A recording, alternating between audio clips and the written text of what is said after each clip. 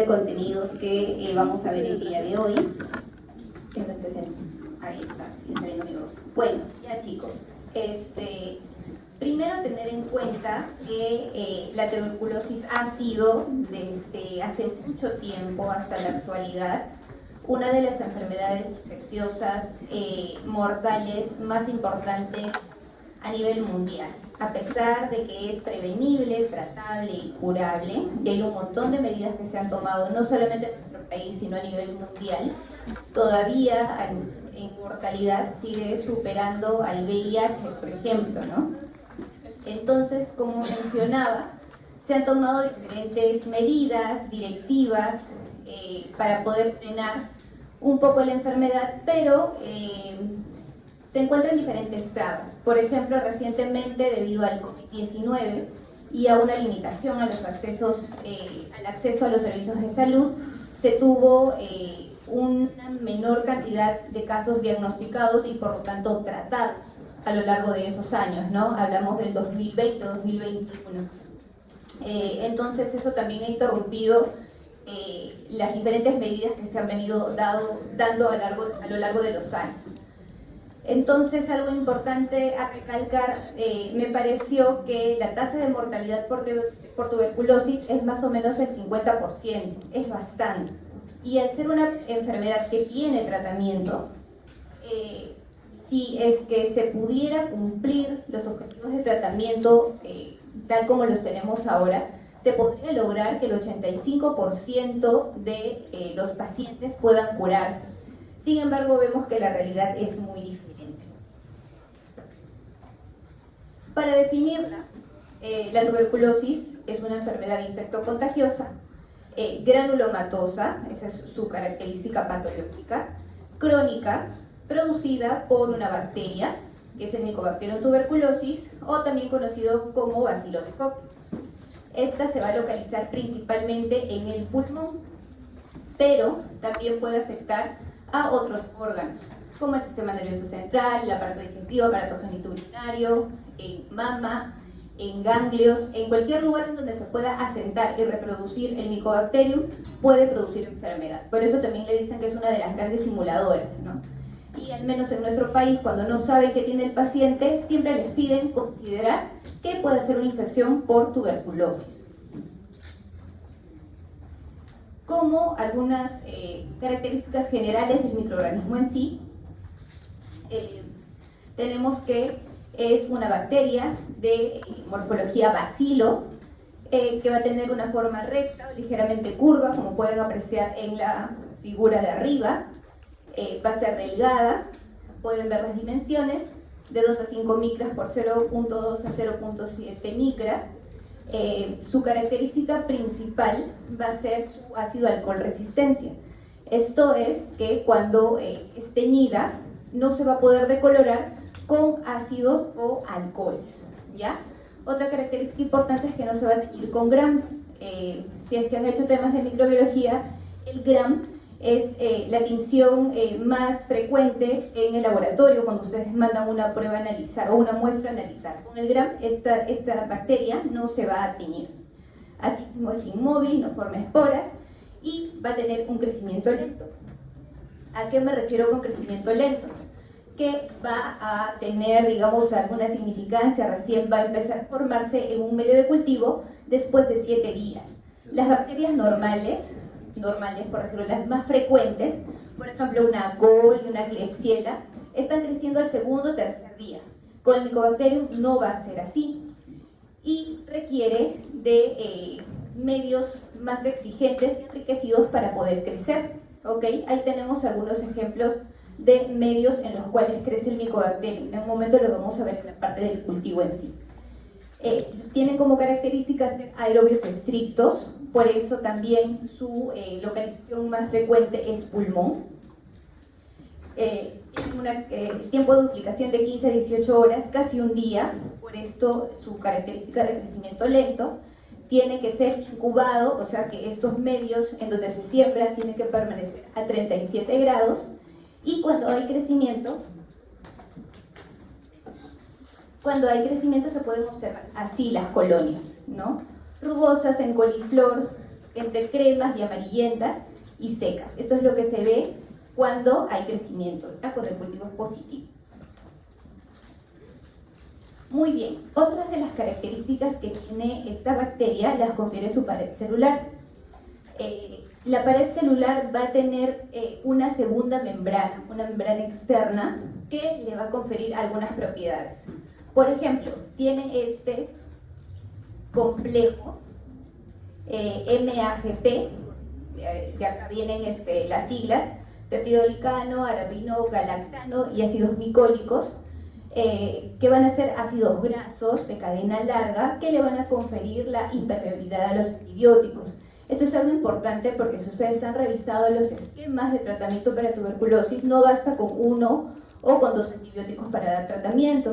Por lo general, o bueno, siempre son tratamientos combinados y en diferentes fases, ¿cierto? Asimismo, esta cantidad de lípidos le van a dar algunas características inmunomoduladoras.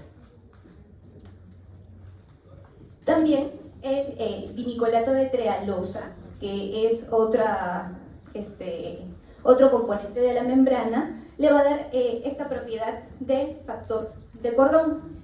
Es decir, que cuando se siembra el Mycobacterium en algún medio líquido y después ese crecimiento se observa en microscopio, se va a poder observar esta forma alargada de cordón en forma de serpiente que recibe el nombre de factor cordón. Ok, dentro del género Mycobacterium se han descrito más de 120 especies, no es solamente el Mycobacterium tuberculosis, ¿ya? Todas ellas van a tener como característica común la ácido-alcohol resistencia, la cual ya conversamos, que va a ser importante al momento de hablar de las tinciones, y también que van a poder permanecer sobre superficies inanimadas durante un largo periodo de tiempo, durante días y hasta semanas, en especial en ambientes que no están bien ventilados ni bien iluminados. Es por eso que una importante medida de prevención para contagio de tuberculosis es la ventilación e iluminación de los ambientes. También estas bacterias no van a ser tan susceptibles a la decontaminación por ácidos o álcalis, pero sí al calor y a la luz ultravioleta. Ahora, vamos a dividir todas estas especies dentro de dos grupos grandes: el complejo Mycobacterium tuberculosis y las micobacterias no tuberculosas, que acá detallamos un poquito mejor.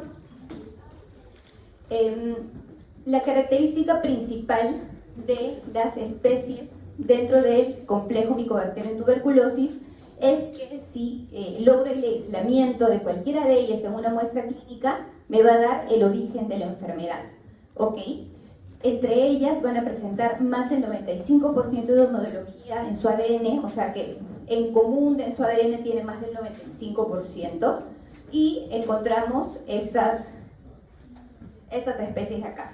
El Mycobacterium tuberculosis, el africanum, que es el más frecuente en África, como dice su nombre, el microti, que es, también se encuentra en ratones, el pinipedi, el caprae y el bovis, que se encuentran también en otras especies de animales, principalmente en ganado, ¿ya?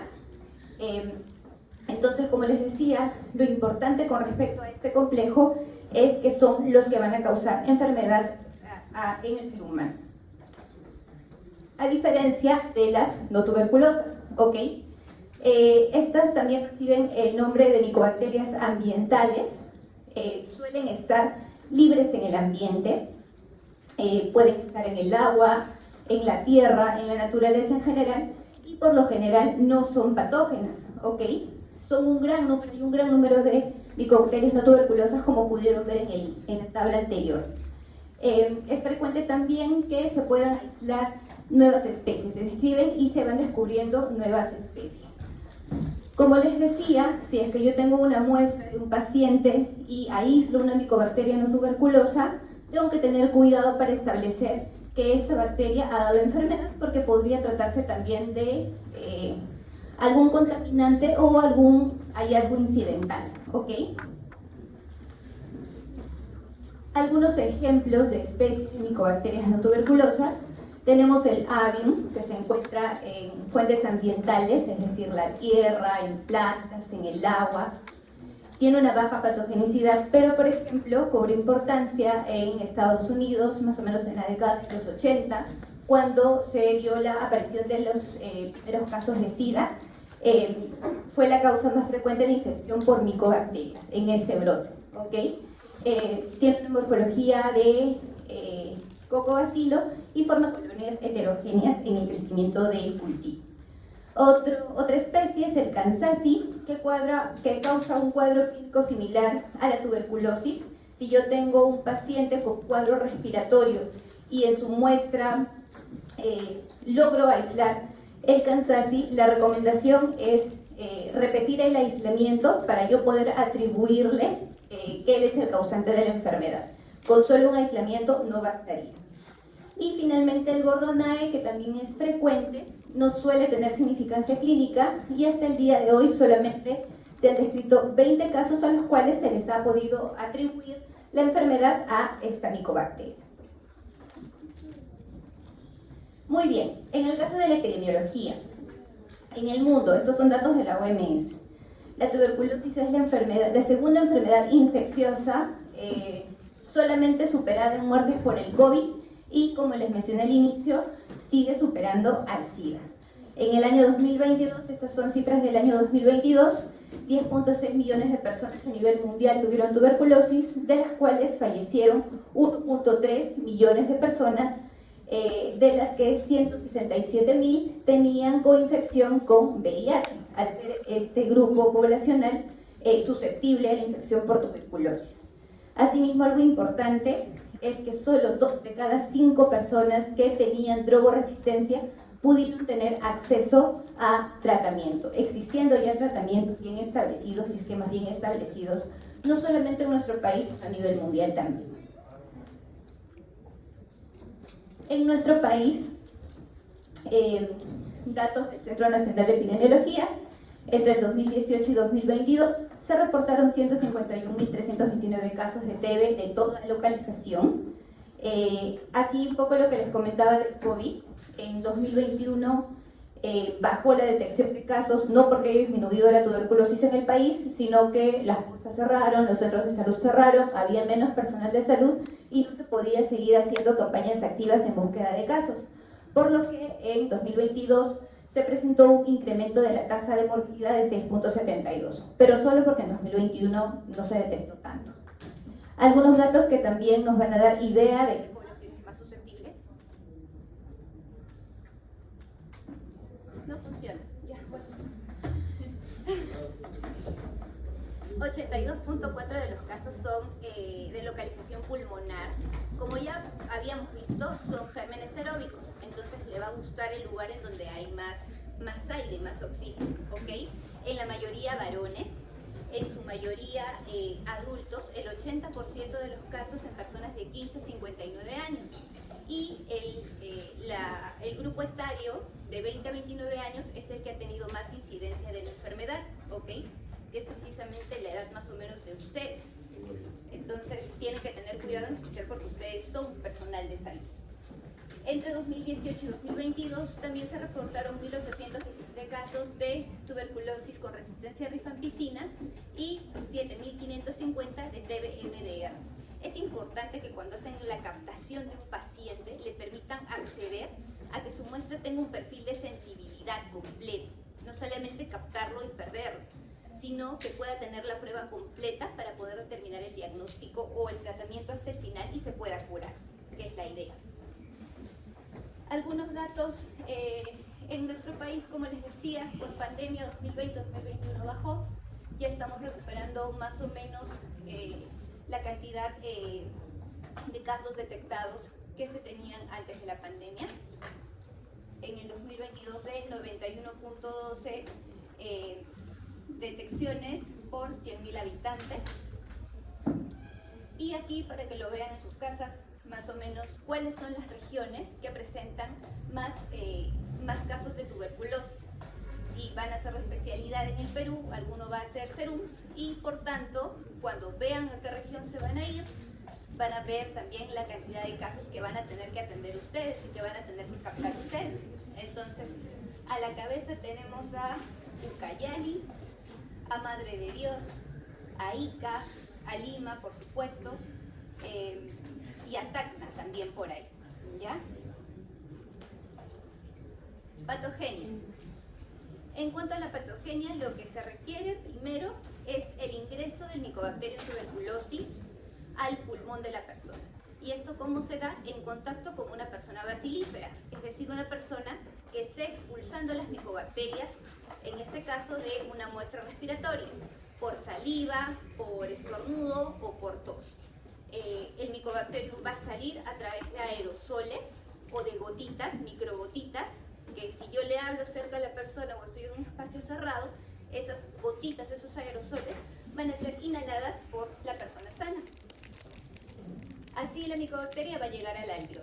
En el alveolo se va a encontrar el macrófago alveolar. El macrófago alveolar supuestamente lo tiene que fagocitar y destruirlo.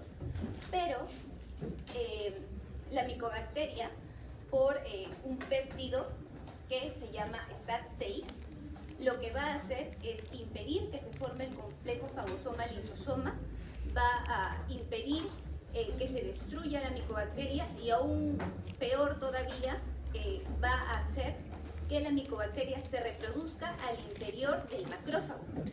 Entonces en el macrófago va a empezar a hacer ciclos de reproducción. Cuando ya se forman unas 16 a 32 micobacterias al interior del macrófago, este macrófago se va a alisar y estas nuevas micobacterias van a salir al espacio extracelular, van a venir más macrófagos, las van a fagocitar y se va a repetir el ciclo, ¿ok? Es aquí en donde después de la liberación de algunos factores inflamatorios, algunas quimiosinas proinflamatorias, va a poder tomar dos caminos.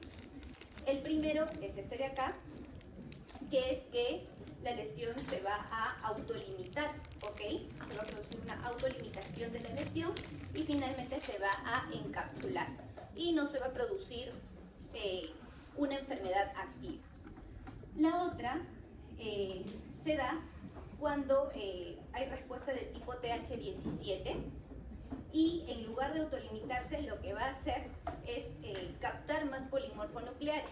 La presencia de gran cantidad de polimorfonucleares lo que va a hacer es incrementar el tamaño de la lesión, se van a formar más lesiones periféricas, la lesión se va a hacer tan grande que puede llegar a enfermedad activa. Es más, se puede drenar a espacio alveolar, de manera que se pueden producir más aerosoles, o también esta lesión se va a producir una neovascularización cerca de esta lesión y se va a poder diseminar vía hematógena y es así como el Mycobacterium puede llegar a otros órganos, ¿ok? A ver, vías de transmisión, ya habíamos hablado, vía aérea, por microgotitas. También como lo acabamos de ver, no solamente se puede quedar en el pulmón, sino que también se puede diseminar a cualquier parte del cuerpo. Y hay que tener en cuenta que no todas las personas infectadas van a desarrollar la enfermedad. Se habla de un aproximado que 1 de cada 10 desarrollan la enfermedad y por lo general son las más susceptibles. Los extremos de la vida, o muy niños o muy ancianos, pacientes inmunodeprimidos, por ejemplo, personas con VIH, personas con desnutrición, personas con problemas metabólicos, personas diabéticas, en especial en ellos, ¿ok? Características clínicas. La clínica va a depender principalmente de la localización. Entonces, en el caso más frecuente, que es el de la TB pulmonar, la tos y la expectoración van a ser los síntomas característicos. Y precisamente la tos y expectoración por más de 2 semanas van a definir lo que es un sintomático respiratorio. Doctora, ¿estaba necesitando? No. Ah, ¿micrófono?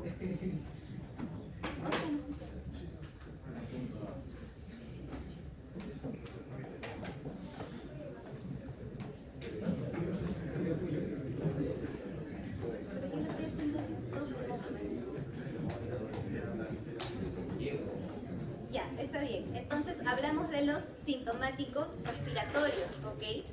Persona con tos y expectoración por más de 2 semanas es sintomático respiratorio y punto. Entonces esa persona tiene que ser captada como probable caso de tuberculosis. En el Perú es así y se tiene que considerar el diagnóstico sí o sí.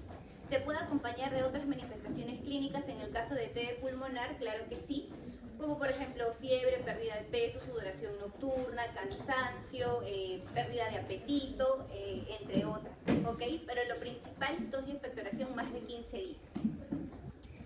El diagnóstico de tuberculosis se va a definir cuando yo evidencio o encuentro el bacilo en el esputo, en este caso estamos hablando de TB pulmonar, por baciloscopía o por cultivo. Bueno, como les decía, depende de la localización. Me parece que tuvieron su caso clínico, sí, con TB meningia, por ejemplo, y los síntomas eran de una meningitis, ¿cierto? Entonces ahí voy con que depende de la localización. Ahora sí, hablando de pruebas de laboratorio, la primera que vamos a ver es la prueba del PPD. De repente alguna vez le han pedido o le van a pedir cuando empiecen a rotar en los hospitales. El PPD son siglas de derivado proteico purificado. Este derivado se va a obtener de un precipitado que se obtiene por un cultivo sintético del Mycobacterium. Esto quiere decir que ya no te va a infectar este precipitado, ¿no? Ya está esterilizado, está inactivado y está concentrado para ser inyectado en la persona, y esto va a causar una reacción de hipersensibilidad. Ya, gracias, señor. Y no, mañana no va a estar sin gusto. Claro que sí, señor. Ahora sí, ya. Una reacción de hipersensibilidad retardada. Una reacción de hipersensibilidad porque, como vimos en la patogenia, cuando ingresa la micobacteria hay respuesta linfocitaria, lo que quiere decir que hay respuesta de memoria, ¿ok? Es una técnica vigente, normalizada por la OMS para diagnóstico de TB latente. TB latente es que ya me infecté por la tuberculosis, pero no he desarrollado la enfermedad, ¿ok? Tiene una sensibilidad de 77%, especificidad de 68%, algo moderada. La gran ventaja es que es una prueba económica, es una prueba que se puede implementar en cualquier centro de salud, no necesita equipamiento, no necesita equipos, pero lo que sí se requiere es de un personal entrenado y calificado para realizar la prueba.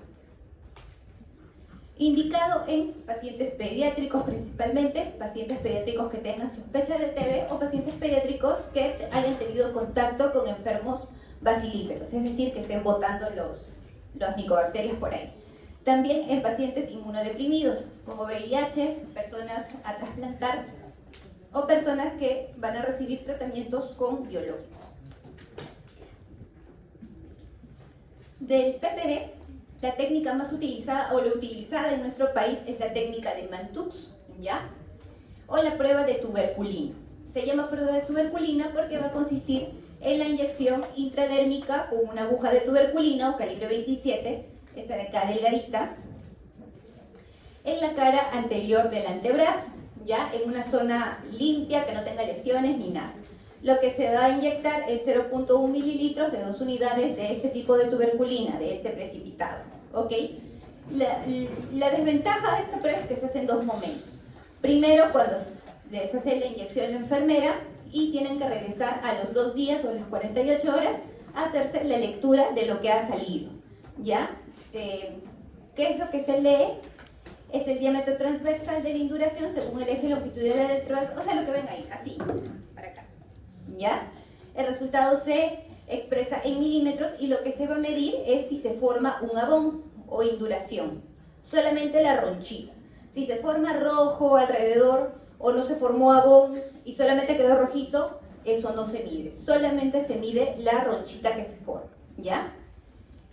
Y según lo que haya medido la ronchita, vamos a hacer la interpretación.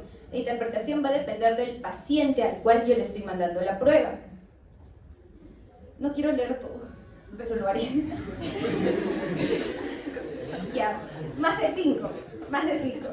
Por ejemplo, en pacientes con VIH, en pacientes que tengan contacto con enfermos bacilíferos, personas que tengan una radiografía con lesión sospechosa de TB, inmunosuprimidos o en pacientes que consumen esteroides de manera crónica, más de 5.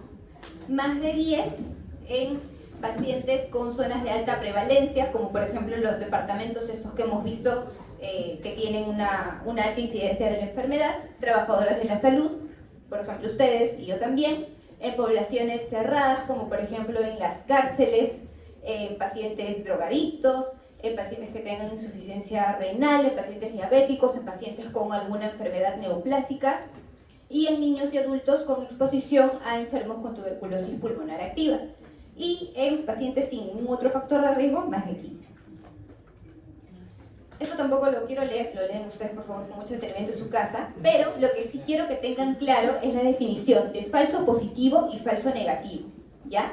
Falso positivo de la prueba de tuberculina quiere decir que la prueba de tuberculina me va a salir positiva, pero mi paciente no ha tenido contacto con Mycobacterium antes. Eso es falso positivo. Un falso negativo es que la prueba me va a dar negativa, no se va a formar roncha, pero mi paciente sí estuvo expuesto a la enfermedad, ¿ok?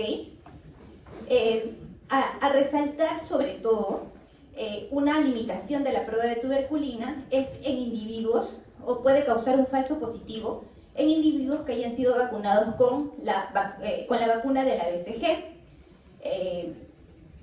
Por ejemplo, en chiquititos, ¿no? Ustedes saben que dentro del esquema de vacunación nacional actual está contemplada la inyección de la BCG, ¿ok?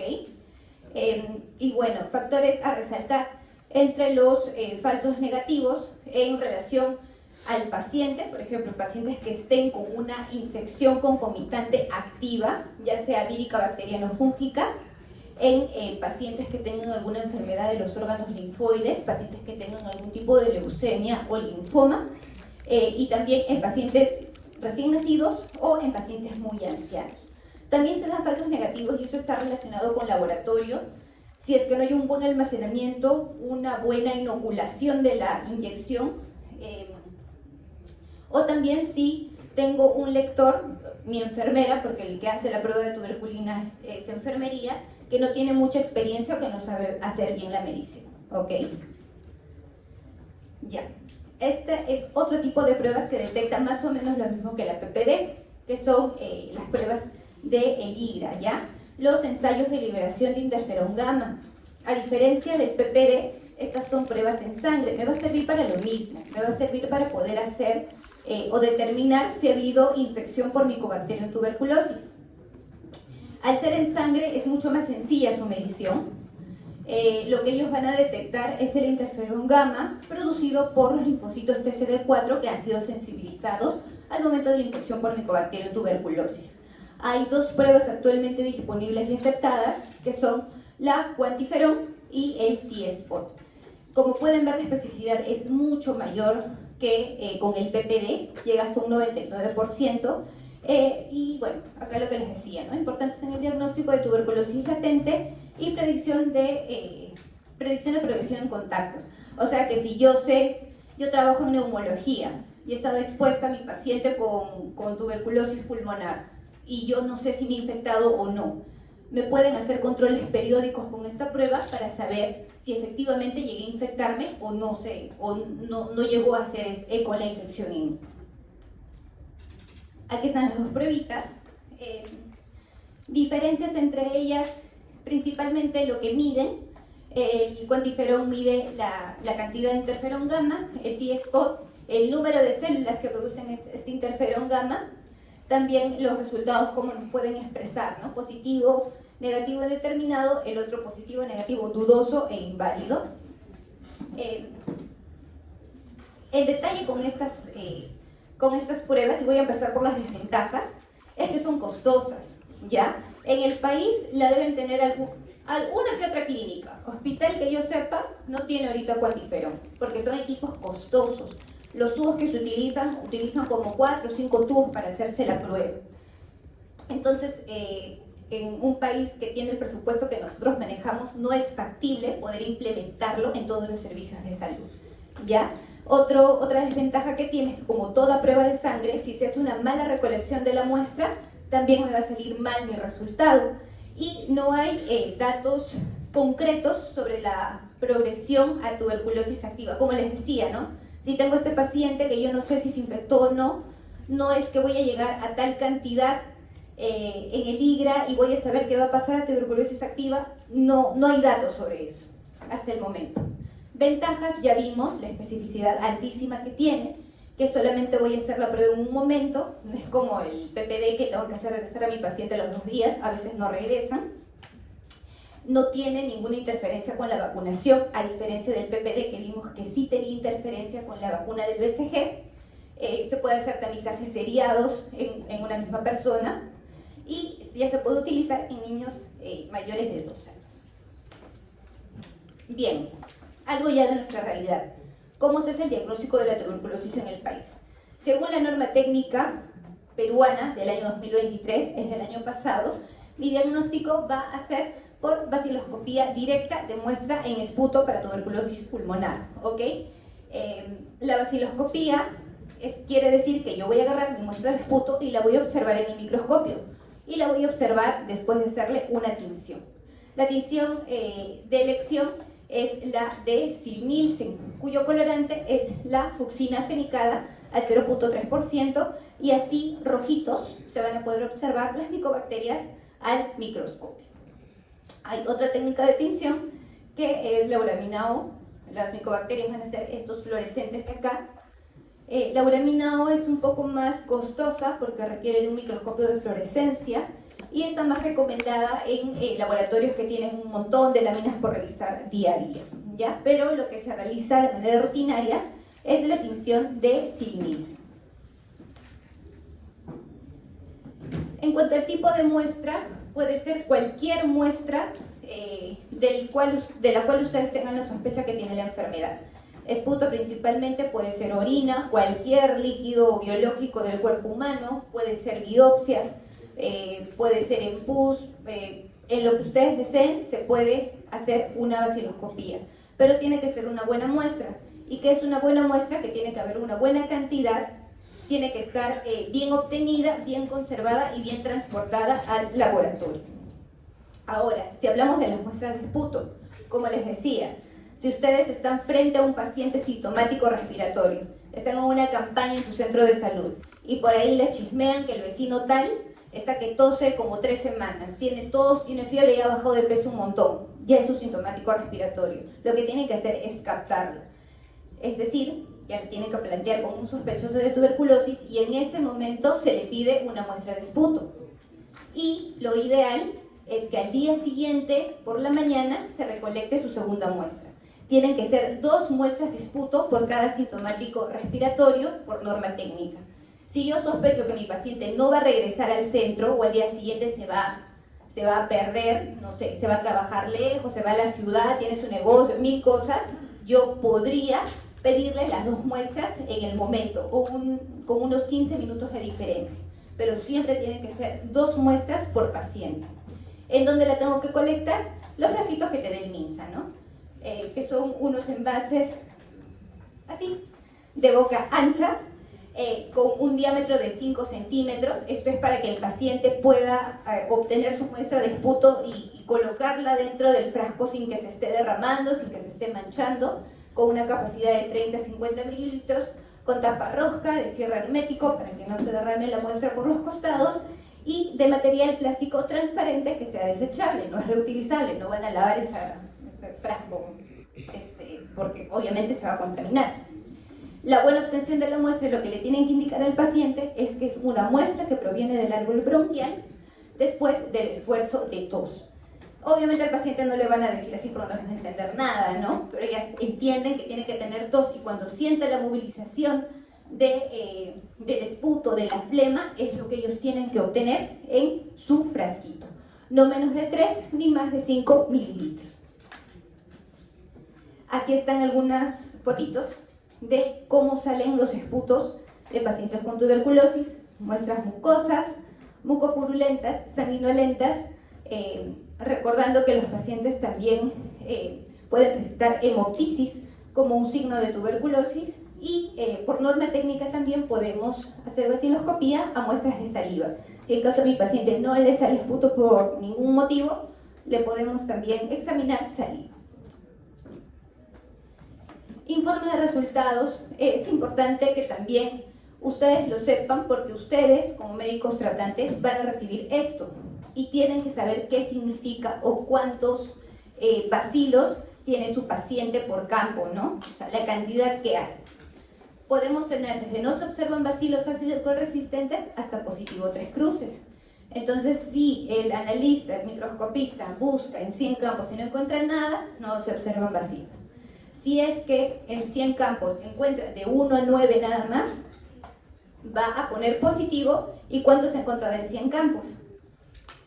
Si observa entre 10 y 99 en 100 campos, va a informar positivo con una cruz, ¿ya?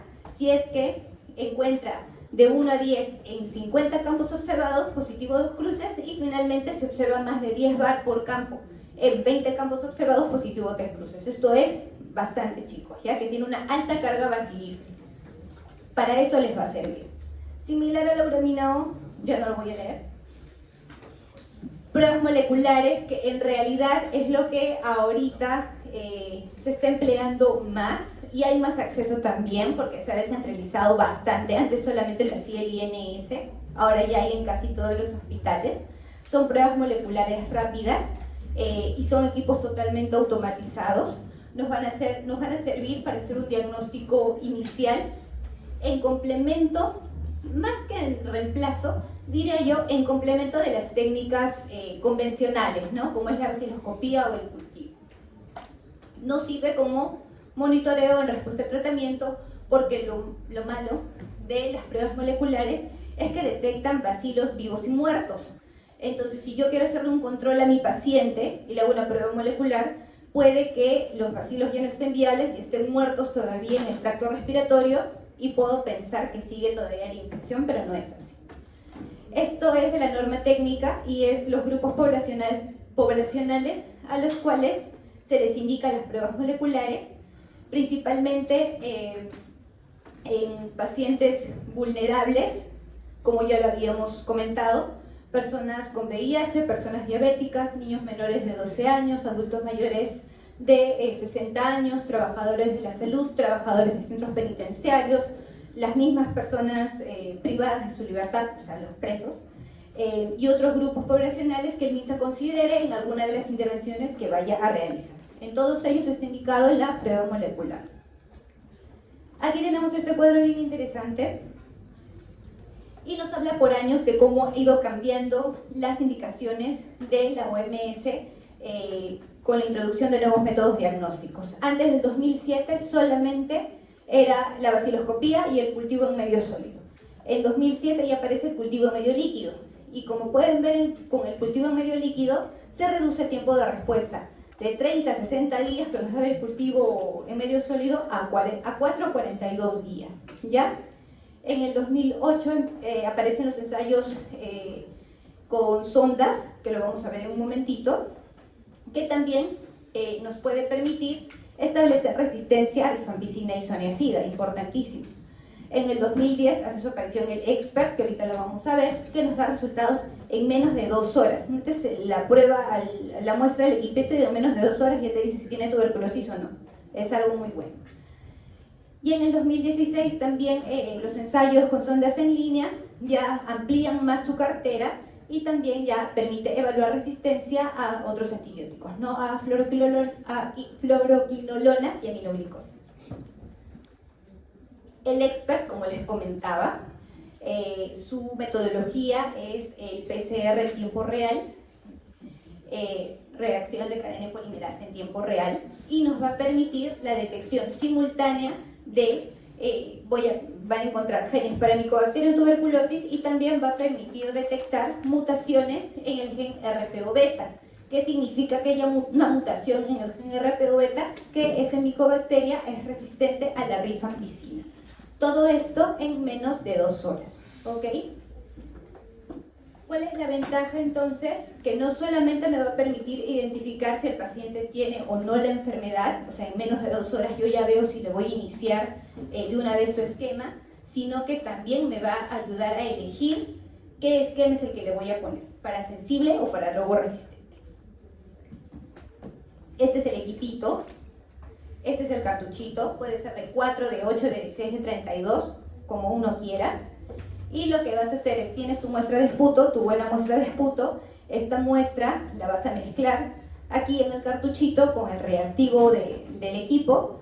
se coloca el cartucho a la máquina y la máquina hace todo, ¿ya? Todo el procesamiento está completamente automatizado y sellado, porque esto también ayuda a que el personal no se esté contaminando ni tenga tanto contacto con la muestra, ¿no?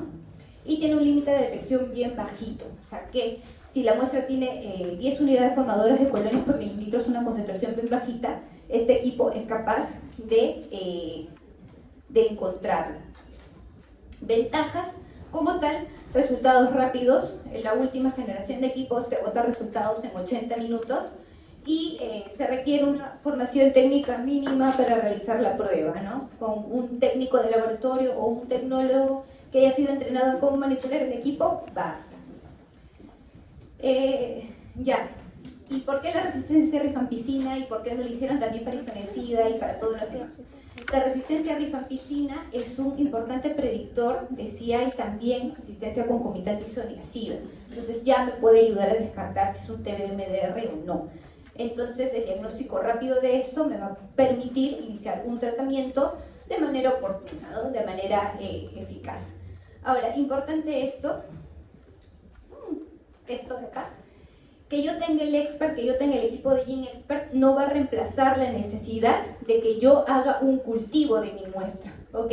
Porque en el cultivo, como lo vamos a ver y como ya lo he dicho, me va a permitir poder hacer mi perfil completo de sensibilidad a drogas antituberculosas. Entonces, como esto solamente me da rifampicina, de pasada, si tengo mi muestra positiva, también la mando a cultivo de manera concomitante.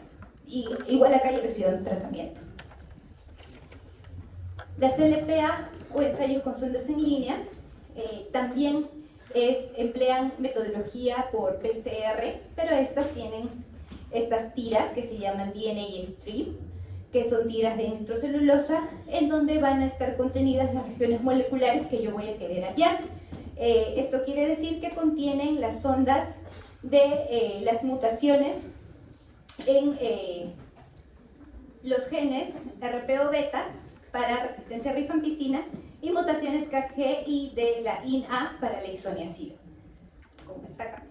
Aquí está, por ejemplo, este es el DNA strip, y aquí están todas las zonitas en donde voy a poder detectar las mutaciones en esos genes, y ahí es donde voy a poder detectar si hay resistencia o no para rifa e isoniazida, ¿ya? Como les decía, metodología PCR múltiple, porque hace varias a la vez, y como pueden ver, la sensibilidad de la prueba es altísima. Si lo que yo pongo en el equipo es una muestra directa, una muestra de esputo BK positivo, tengo una sensibilidad de 95.7 para resistencia a rifampicina y 95.8 para resistencia isoniazida. Y si yo lo hago a partir de un cultivo, o sea, de un cultivo que me ha salido positivo, lo coloco en el equipo, tengo una sensibilidad de 100% para resistencia a rifampicina y 97.5 para isoniazida. ¿Ya? Principalmente esto lo podemos emplear en pacientes, bueno, como tal, ¿no? Altamente sospechosos de TBMDR. Cultivo de micobacterias. El cultivo sigue siendo el gold estándar, ¿ok? Nada lo ha podido reemplazar, nada lo ha podido superar, sigue siendo el más sensible y el más específico, porque no solamente me va a permitir aislar e identificar la bacteria, o sea, ponerle nombre y apellido, género y especie, todo completo, sino que también me va a permitir aislar esa micobacteria para hacerle el perfil completo de sensibilidad a antituberculosos. Otra ventaja que tiene es que puede evidenciar un mínimo de concentración de bacilos, 10 bacterias por mililitro, o sea, una carga bajísima, va a ser capaz de detectarla. Solo detecta bacilos vivos, a diferencia de los moleculares que yo les decía que puede detectar tanto vivos como muertos, por lo que mi cultivo sí me va a servir para poder hacerle seguimiento a mis pacientes. Desventaja es que es un poco difícil que crezca de manera óptima y de manera rápida, y requiero de medios enriquecidos y frescos para que el Mycobacterium se desarrolle. Acá tenemos los medios sólidos. Hay medios sólidos y medios líquidos. Los medios sólidos pueden ser a base de huevo o a base de agar. A base de huevo muchas veces los hacen ahí en los mismos laboratorios. Tienen huevo, fécula de papa, sales, glicerol. Es un medio enriquecido que va a permitir que la micobacteria se desarrolle. Se pueden hacer pruebas fenotípicas para sensibilidad de antituberculosos. Lo bueno de estos medios es que duran bastante, duran hasta 6 meses, los puedo tener almacenados en mi laboratorio. Lo malo es que son difíciles de preparar, requiero de un personal altamente entrenado para poder hacerlos, y el mejor ejemplo es el Lowenstein Jensen, ¿ya? Que es el más utilizado en nuestro país. Después tenemos los medios sólidos con agar. La ventaja con respecto a los que son a base de huevo es que van a crecer más rápido las micobacterias en un lapso de 10 a 12 días. En los medios, por ejemplo, el Lowenstein Jensen más o menos están creciendo a los 21 días. También van a ser útiles para pruebas de sensibilidad. La desventaja es que como son preparados ya por empresas, digamos, van a tener un costo más alto, no van a durar tanto, en un mes esos medios ya se vencen y también se pueden contaminar con mayor facilidad. Los medios líquidos, en los medios líquidos tenemos el EMG, este se va a basar en fluorometría, o sea que van a sembrar en este medio líquido y si crece la micobacteria, lo que va a hacer es fluorecer. Y en el equipo se va a detectar la fluorescencia, o sea, si brilla, quiere decir que ya creció mi micobacteria, por lo que es bastante sencillo. Y como es un equipo grande, voy a poder tener un montón de tubitos ahí colocados y eventualmente cuando florezca me voy a dar cuenta de cuál creció. Tanto sean medios sólidos o medios líquidos, estas son las indicaciones para cultivo según la norma técnica peruana del año 2023. Para diagnóstico en casos probables de tuberculosis, personas que tengan riesgo de desarrollarla, personas inmunosuprimidas, en casos tanto sospechosos de TB pulmonar como también muestras extrapulmonares, ¿ok? Y para el control de tratamiento, como les decía, que también son útiles, para personas en segunda fase, que están iniciando su segunda fase de tratamiento sensible, cuando vemos que no hay una buena respuesta bacteriológica, y en pacientes que estén recibiendo tratamiento para TB resistentes y también vemos que hay una mala respuesta a nivel de laboratorio, o sea que sigue saliendo todavía la baciloscopía positiva, ¿ya? En ese caso nos sirve para controlar. Terminamos ya con las pruebas fenotípicas. Las pruebas fenotípicas hay las pruebas MODS que fueron desarrolladas aquí en el Perú, que va a ser una prueba fenotípica de tamizaje, me va a permitir evaluar tanto resistencia a rifampicina como a isoniazida. La tengo que realizar en pruebas de esputo con baciloscopía positiva, y la ventaja es que puede ser en pacientes antes de que hayan recibido su tratamiento o también los que ya iniciaron su tratamiento antituberculosis. Y finalmente, el EMG o los cultivos en medio líquido también me van a permitir hacer pruebas fenotípicas para sensibilidad a medicamentos de primera y de segunda línea, ¿ya? Y también a partir de cultivos sólidos o líquidos. Ya chicos, creo que este era el último. Listo.